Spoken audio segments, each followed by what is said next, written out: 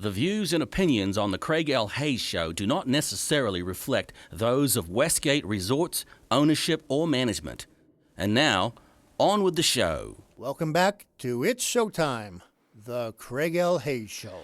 All right, folks, welcome back to the show here with Nick Sodano, and we're here at the International Showroom here at the Westgate Resort, Las Vegas, in Elvis Presley's dressing room. Continuing on with this show, and we're going to wrap this interview up with Nick telling us a little bit what he's been up to in the last several years, and like a good audio engineer, he's fitting this in between another gig and one gig and another gig. That's just the life we live, man. And I so appreciate you, Nick, for coming in and doing this. And my pleasure. It's going to be so cool. You'll be able to, hear yourself talk about this. Don't know why you want to listen to yourself talk about this, but but you'll be able to. So. Well, I'm going to get sick of hearing myself talk too, just like everybody else is. Yeah. So. Yeah, I agree with that. I'm tired of hearing myself too. Anyways, we left off to, we're talking a little bit about Japan and a couple other things. Sure. So you left when we did the crew reduction after Manilow, and Manilow ended his 5-year run, 4 or 5, yeah, whatever. It was about 5 years, yeah. 5-year run, and you were here for a little while, and then I think you took off too, and then Aaron stuck around a while, and then he took off, and right. One thing about it, everyone comes and goes, and was still here. Sure, yeah, right. Yeah. When You're the constant. Manilow came back 10 years later, I'm still here. You're still there, right? Yeah, yeah, that's amazing. It's amazing that he's still doing it. He's another one that's, geez. I mean, he's in his 80s now, right? He's 81. Yeah, I think he just turned 81. Really? Okay. I thought he was a little older, but that's yeah, man. Well, he admits to 81. He admits to that, right? Yeah. Gotcha. But regardless, to me, he's still amazing. I just can't believe Engelbert's still doing this stuff at 89. 89. He's still doing it, and he still puts on a really good show, and it's a trip working with him. And everybody in Vegas has worked with Engelbert at one time or another. And he's like, hey, this guy's still around, that guy's still around. Carl Lucas, once again, going back to the Mandalay Bay guy, he was his engineer for many years. So was Kenny Newman, his Manilow's guy. And he's gone through a lot of engineers, more monitor guys than front of house guys. Yeah. They get that. That's the hot seat on that.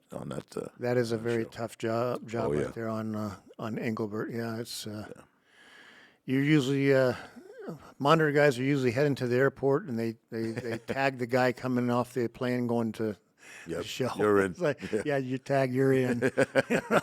I'm leaving. It's yours. So yeah, it's a hot seat with that whole thing. Oh yeah. Well, yeah, it's. Yeah, monitors is just a hot seat. I prefer not to do it. I hate these it. days. I'm actually on my way to go do it for a band called English Beat. They've been around since the '80s, and they're playing at another hotel. So I got to go run over and do that. I don't even know what's involved yet. I just when I show up, I'll figure it out. Yeah, it won't take you long. Nah. You're on which Digico you on? They have SD7 over there. I think that I'm going to be using. But I didn't bother doing anything, pre, because I didn't know what version they were on. I didn't know what was a Quantum or whatever. There's many versions of the software and of the actual of the desk. It could be a number of things. So, and unless you get it right the first time, I'm better off just programming when I get there. You were saying, what have I been doing the last few years? The one major artist that I've been working for right now, and I'm starting my 9th year with her, is an artist named Kesha, and she's been around when she was a teenager. She started, and I've been with her now for 8 years, and she's amazing, really really good singer, and she dances and sings in a world where not everybody that's dancing is singing these days. I'll just put that out there. It's just the way the business runs. Yeah. But she's a really, really good singer and dancer, and she actually she's cool. You know, she's really cool. And like I said, 8 years now. And as long as she'll have me, I'll be there. You know, so it's a good relationship, and her camp is really cool. The Engelbert thing. I mean, over the years, I've had some really long shows as far as like the Rippingtons. I did 11 years with those guys. I did at least a decade with Christopher Cross, on and off. You know, and came here and in 2000 and just still kept touring. You know, with the Rips and picked up a couple of other artists. I mean, Manilow was 5 years of my life. I've kind of been blessed, I should say, to be able to maintain and keep my gigs for years. You know what I mean? There's a lot of guys that the one tour Tonys. You know what I mean? You get one tour and then you never get called back. Yeah. I managed to get kind of fool them all. You know. Well, you got keep these calling guys me back. You know. They call themselves engineers. They're just you go, how dare you call yourself that? Right. Then you get the guys that's like, well, it's not really great, but it's what we got right now, and I don't know of anybody else right now. So you tolerate it, Right. for the next few shows until you can try to find someone. And then you got the guys that are, you and Aaron and Swift and Lefko. You guys are all top end guys as far as I'm concerned. Oh, thank you. And yeah, you guys can work as much as you want and as long as you want with Sure. these guys, and it's because it's just you guys are just great at your craft. You can understand audio. A lot of people don't get this. You can be a good audio technician. Right. That doesn't mean you got a good ear. Right. Right. I'm not a good tech. Right. I'm not good at troubleshooting stuff. I can figure it out, but it takes me forever. Well, there's plenty of people that they're absolute geniuses in logistics, and could take a mixing board apart, find the bad chip, replace it. I mean, things like that. But if they can't mix, then what are you going to do? Back in New Jersey, we had when you're dissing people, it's like, hey, can that guy mix? He's like, no, he's got ear of corn. Yeah. No, that was me at the Riviera and stuff. The guy that was the official head audio. Right. He could fix it. He could tear it apart. He could do this. He did all these different things. But he admitted, he goes, but we're going to have you mix as much as we can because you got the ear. Right. Right. So team wise, it was good. Sure. Because I would sit there and do the audio all the time, and he would just fix it and make sure the system ran, and took care of any problems, and so I was like the piano player. I didn't tune it, I didn't build it. It was just I played the piano. That's it. Right. Right. I had just recently, a couple of years ago, I did like almost an entire year with Lyle Lovett, and the beauty of that gig. Well, Lyle's a genius too, but the beauty of that gig is his band of just legendary musicians. Russ Kunkel on the drums, and Leland Sklar on the bass, and Jim Cox on piano. I mean, these people are they're all legends, absolute legends. I think Russ and Leland, if I get the story right, in 1970, they both played on James Taylor's debut. Wow, I didn't know they were on that. Wow. Joni Mitchell's Joni Mitchell, was it Blue? Joni Mitchell's Blue, Carole King's Tapestry. Wow. They played on all those records. Wow, I didn't realize that. Oh, man. And they haven't stopped. They've got to have, thousands and thousands of titles, under their belt now at this point.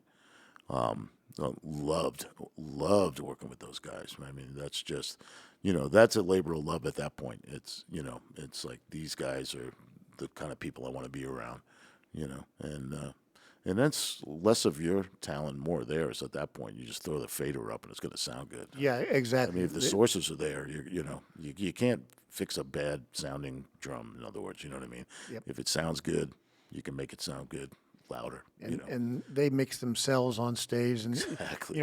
The good bands make it so easy. You just sit there and you just got to ride the main vocal guy, Right. Because the guys know when they turn up for their solo. You don't have to chase anybody. It's just That was my last Monitor gig, and like I said, it was a couple of years ago, but that was a pleasure. And I'm trying to think of other acts that I've done on and off. I did a stint with a bunch of Latin artists. I did Ricky Martin and Enrique Iglesias for a few years here and there, and then there's a band called Aventura, and the spin-off, their lead singer was a guy named Romeo Santos, and these guys do bachata, which is Dominican salsa, more or less. It's the music of the Dominican Republic, and I'd never heard of these guys. I had somebody called me and said, "Do you want to mix this band?" I was like, "Sure." I was like, "Who are they?" They said, "Well, it's bachata. It's a different kind of music." I'm like, "Oh, okay, cool, sounds good."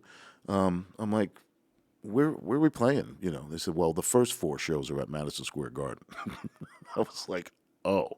They don't even bother with the Garden anymore. They just do Yankee Stadium every year now, twice.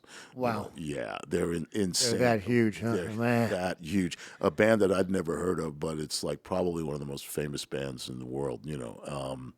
And then go to South America and do nothing but soccer stadiums for 2 months. I mean, like stadiums. 50, 60,000 people every night. Wow. Yeah, just crazy shows. And I was the my nickname was Solo Gringo. Because I was the only white guy. But what an amazing group of people, and they're still like family to me. These guys, whenever they come to town, I hook up with them, and that was a really, really big part of it was short-lived. I mean, a few years working with those guys, but really lots of good memories and lots of big shows, man. Really big shows. Are you still staying away from the corporate world? I do corporate. I actually have to do some corporate work tomorrow. At 6 a.m., which is just pissing me off. But I'm like 6 a.m. The business that we're in, one day you don't have to show up till like today, 10 o'clock, 10:30, whatever it's going to be. And tomorrow it's 6 a.m. Well, I used to joke about it. I got into showbiz, for like, smoky clubs at night and, maybe a glass of scotch and a cigarette, and, you don't have to go to work till later and, come, leave at 2 a.m., No, now I'm getting up at 2 a.m. to get to the corporate jobs, which is definitely not the way I planned it. No. But it's $1. Hey, man, and it keeps the benefits and the pension rolling. And That's all what that it's kind of about stuff. now. Yeah, At this point, is just build that up Yep. and keep it going for a while. Absolutely. But the good thing is another 6 months from you can pull your retirement and you can still make like 60 grand out of the haul. Right. Oh, is that much these days? Yeah. Oh, I didn't know that. Yeah, it's gone up. Yeah.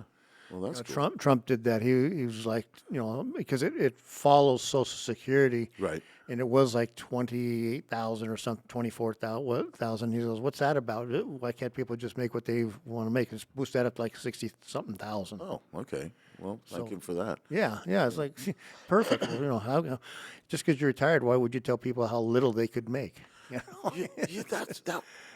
did perplex me for a minute. Yeah, when I it's think about that. ridiculous. I need to get back. I need to actually start figuring out all that stuff now and see what comes of it. My God, I got to sign up for Medicare soon. When did that happen? I was like a 30-year-old kid, jumping from city to city. Traveling the world, seeing stuff. Right. Saying hello to all the ladies all around the world. Yep. Yeah. Well, they all got married. Yeah. And now you're the old guy. Yeah. Now I'm the old guy. The old timer. Yeah. It's pretty funny. I actually made a shirt. Kelly made a shirt up, Kelly Wolf. Sure. For Corey, Todd, and I. And mine says old timer. Right. On my shirt. Because that's, on my last little while. And, Oh, yeah. and Corey's was short timer. Short time. For those of you who don't know, he's vertically challenged. So, Yeah, he's not a really tall guy. Mark Swift calls him a 3/4 scale Yeah, human. yeah. Which I think is really funny. 0.75 or Yeah, whatever. exactly. I can't say anything. I'm not much taller than Corey. Well, there was that one time when, we had Starlight here, not Starlight, Manilow when he first was here. I think we had the smallest audio crew, Yeah, because Aaron's not very tall. You're smallest in stature. yeah, height-wise, yeah. Yeah. Corey and Matt, I don't think any of you guys were over 5'8", Oh, It was like, No, I'm actually shrinking, which is great. That's really good. When you get to, I went to get a life insurance policy, and she's measuring my height, and the nurse, and I was like, well, I'm 5'7". She goes, no, you're 5'6". I go, no, I'm 5'6". She goes, well, at your age, people start shrinking. I was like, I hate you. Yeah. I was like, you can keep that kind of stuff to yourself from now on. Then you guys work with Swift, who's 6'4", Oh yeah, 6'5", I know. Swift's a giant. That's what Corey calls Swift. Like he calls him three-quarter scale human, and then Corey called Swifty Sasquatch. So Jolly Green Giant. Yeah. What a business we're in. It's just just such a cool business, and it's people don't realize how small of it is too. How small. I mean, it exactly. is. You see the same people. You can go to other towns and other places and see. Oh, I know you. Right. Right. I did a loadout one time just down at Caesars and showed up, and I said, well, who's there? And the Doobie Brothers, and we've had them here a bunch of times. Sure. I walked in there just to help do a loadout in the convention area, Right.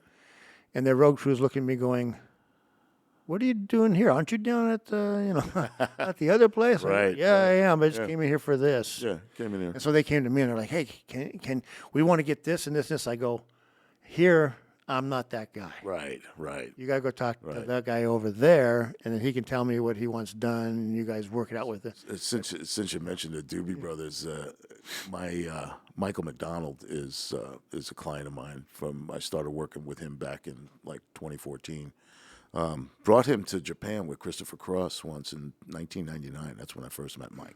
And his boy Dylan is getting married in a few weeks. I'm going to go off and go to the wedding. Oh, nice. Yeah, that's nice. Michael McDonald is probably the sweetest human ever. I mean, people were like, "Oh, is he nice?" I'm like, "He's Gandhi, for Christ's sake." I mean, the guy is like one of the most down to earth and cool cats you could ever want to work for, and and break bread with. And you'll say, "Hey, there's a good Italian restaurant down there." You want to go check it out? It's like absolutely. Yeah. The kind of guy like when there's some people, I won't actually mention names, but if they lose their voice, they blame you. Because you're the monitor guy, so it's obviously your fault if they stayed up too late the night before. Michael McDonald lost his voice on me once when I first started touring with him, and I said, "Well, here's where I get sent home." I'm going to get a plane ticket after this one, and so I'm loading out and I'm avoiding him. I'm trying to, but I'm still trying to do my gig, and I push a case out the door towards the truck, and I look over, and there's Mike, and he's like, "Oh, I've been looking for you." And I was like, "Oh, hey, man, how you doing?" He goes, "Yeah." He goes, "I wanted to apologize. I gave you nothing to work with tonight." Wow, you don't hear that very often. You don't hear that at all. Yeah. I was like, "Are you kidding me? You're apologizing because you didn't have a voice? You're not sending me home?" And I said, if you're singing, I'll be there, buddy. That was awesome. That was one of the coolest things ever. Yeah, he played here. He was great. He's amazing talent. Yeah. And equally as cool and really nice guy.